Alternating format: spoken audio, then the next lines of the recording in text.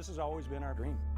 Come on. When Gwen and I were super young, when I'd have breaks from the fire department, we'd take the car and we'd come out and do the hill country drive. And we just fell in love with this whole area.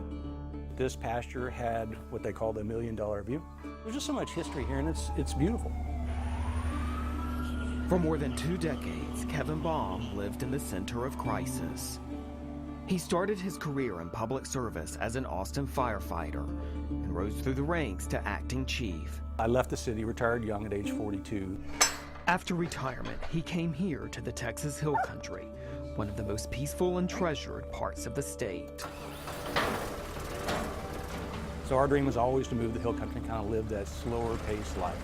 He and his wife Gwen started a small ranch on 12 acres. Moving to the hill country, you're moving away from all of the hustle and bustle of city life. In many ways, it's his own piece of paradise. In others, he's living right in the middle of an industrial storm. We're listening to blasting, the backed up alarms on the truck, beep, beep, beep, all hours, day or night, and we're surrounded by stone crushers. They've literally destroyed the tranquility of the space. Up to 1,500 new residents are pouring into Texas every day. Limestone and other minerals are necessary to build everything from houses to highways. The result? The number of registered quarries and rock production facilities in Texas has multiplied nearly 20 times since 2012. It's direct correlation with population and expansion and the need for natural resources to support that growth. Jill Shackelford converted this land in Hays County from a cattle ranch to a quarry in 2011. Here, like at a typical quarry, workers blast several feet down, loosening rock that is then ground into large stockpiles before it is sold to construction companies in Texas and beyond. We crunched state data and found that in 2012, there were 52 registered rock mining operations across the state. Now there are more than 900, many of them controversial quarries. To the north in Williamson County, there are 34 total, more than any other county in the state. And to the west in Burnett County, there are 16 total, more than any other hill country county. In many places, quarry operations and property owners quietly coexist, but in others it's becoming a battleground between dream homes and a multi-billion-dollar business. A 6-month KVUE Defenders investigation has found the industry's growth is outpacing oversight. Quarries face no extensive application process other than permits for certain things like rock crushing equipment. But calculations for those permits about the impacts to the environment are done by the applicant and not the state. The state also hasn't studied the impacts of multiple quarries clustered together. And finally, Texas has no law requiring a quarry operator to restore the land, allowing them to mine, then walk away.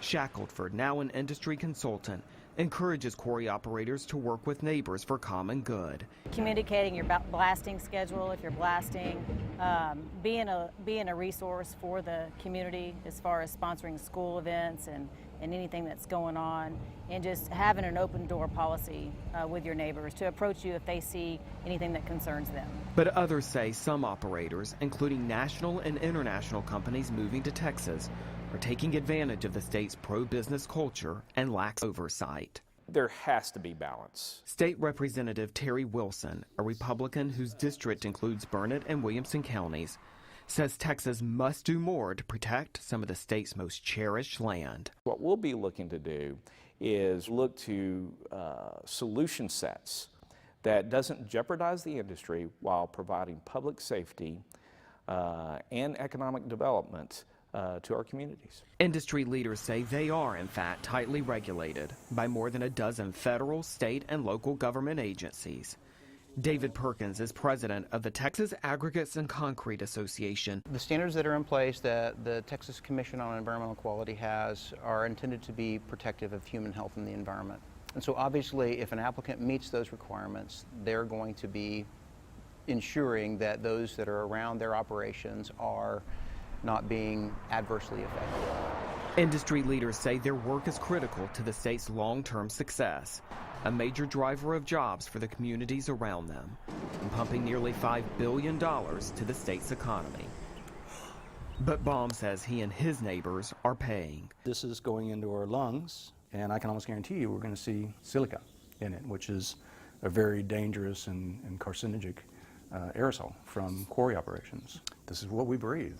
And there's increased big rig traffic along Highway 281 between Burnett and Marble Falls. Right now, there doesn't seem to be a 50-yard line. There just seems to be an end zone, and over there in the end zone is the corporations and the state. And out here, playing around in the dust is the rest of us who are trying to find out, are we safe? Baum is now one of several residents taking the lead on pressing lawmakers to study what the industry is doing to the environment, their health, and the hill country itself. And they're going to keep pushing that envelope until somebody finally says stop. It's the state's job to say stop. Now, instead of natural beauty, he sees what he fears is a travesty in the making. They're not just stealing our quality of life, Tony, they're stealing our dreams. Because everybody that lives out here is retired or semi-retired. They work their whole life, right, amassing enough money so that they can build their forever home out here. And these guys are stealing that dream from us.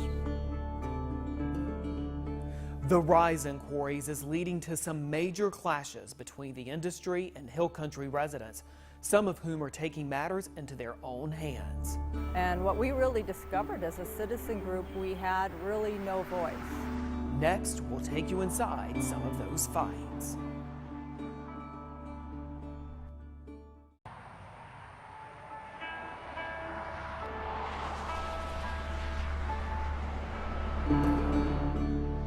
Welcome to Double Horn, Texas. Population 230. As towns go, this community along Texas 71 on the edge of the Texas Hill Country is young, not even a year old, and already it's fighting for its life. Drive past the gates and ease into town and you'll see houses, but no stores or even a town hall. We incorporated because we wanted to protect our citizens, and that certainly is about the health and safety of our citizens. Kathy Sereno was elected Double Horn's first mayor in February. But it's also about property values and property rights. And what we really discovered as a citizen group, we had really no voice. Last year, Double Horn residents saw a sign along the highway about a planned rock mining quarry that immediately got many in the community worried. Double Horn is already across the highway from another large quarry, and landowners knew the new operation would bring more traffic to an already dangerous highway. The proposed quarry was sandwiched between two residential tracts of land that make up Double Horn. It's right literally in our backyard. We have two existing neighborhoods. They mobilized to stop it, only to learn they were too late. Spicewood Crushed Stone, part of a larger New York company, had already gotten necessary permits from the Texas Commission on Environmental Quality, which regulates quarries across the state. That's when Double Horn residents turned to an unusual option, incorporating as a town to try to put local quarry restrictions in place. It would give us that voice, that ability to exert some control over the future development and safety of the area. We're looking to our communities to help themselves. State Representative Terry Wilson, a Burnett County Republican, proposed several bills this past legislative session that would have added new regulations to quarries. None passed. Without the rules in place, without oversight in place, they're having to do things that isn't normal. Quarry opponents say the Texas Commission on Environmental Quality has done a poor job measuring the impacts on wildlife and the land, particularly when large groups of quarries cluster together in one spot, like in the Hill Country. Industry leaders say they are among the most regulated business in Texas, with federal, state, and local agencies watching over them. It's about at 1,000 feet there. Grant Dean has worked as a Hill Country developer for decades. When he learned about a planned quarry 3,000 feet from his home, he immediately got worried it would decrease his property value and his quality of life. We have quarries here and more of them all the time that you pass by every day, and until you're really introduced to them, you're not very well aware of what the activities are behind those walls. At the same time, Marble Falls city officials got worried too. They feared the quarry would hurt growth of the tourist town. Asphalting has got to go! The plan drew protest in Marble Falls that included the mayor. Everybody is doing what they can do legally and publicly like this to show this is just a bad fit for our community. while the city, dean, and other plaintiffs also filed a lawsuit against TCEQ. They claim the agency too freely approves permits for quarries. A year and a half later, the lawsuit is still not resolved. But the proposed site now has a for sale sign, and neighbors hope the company has chosen to move on. We are not anti-mining. We are by no means looking for anybody's jobs. We just know that there is a better way for everyone to do business to where we can all become better neighbors. Double Horn hasn't been as successful.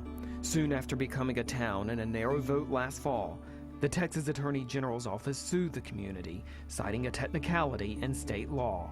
The agency says, quote, "This is simply about defending the rule of law and preventing the abuse of power by a neighborhood."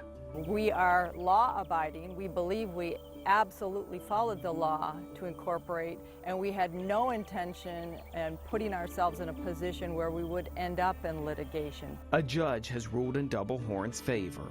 Now the state is appealing. Mayor Sereno says legal fees, which already top $15,000, are depleting the town's budget, leaving officials relying on charity.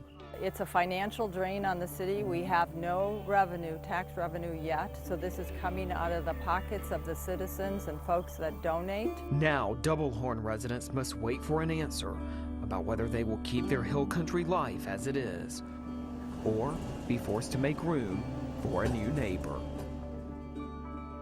The explosive growth of quarries is not tightly regulated. Up next, we'll show you why efforts to rein them in have not gotten very far at the state capitol. For more than a decade, state lawmakers have flirted with putting new regulations in place for the state's rock mining industry. But over the years, some of those ideas have failed to take hold. It's all against the backdrop of a rising number of rock mining quarries in the Texas Hill Country.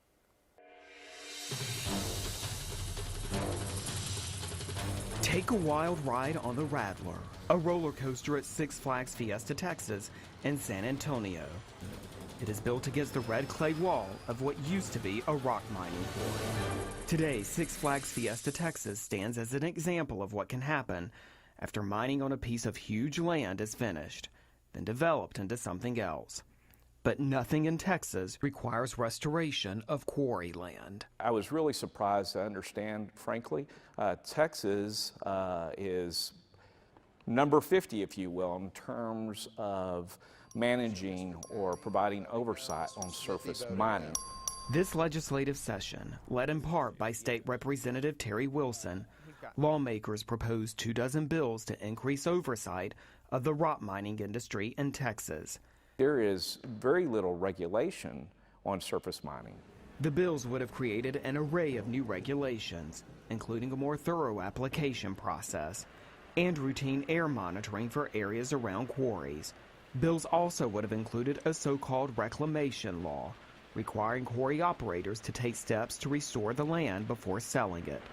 Multiple other states have such laws. Texas does not.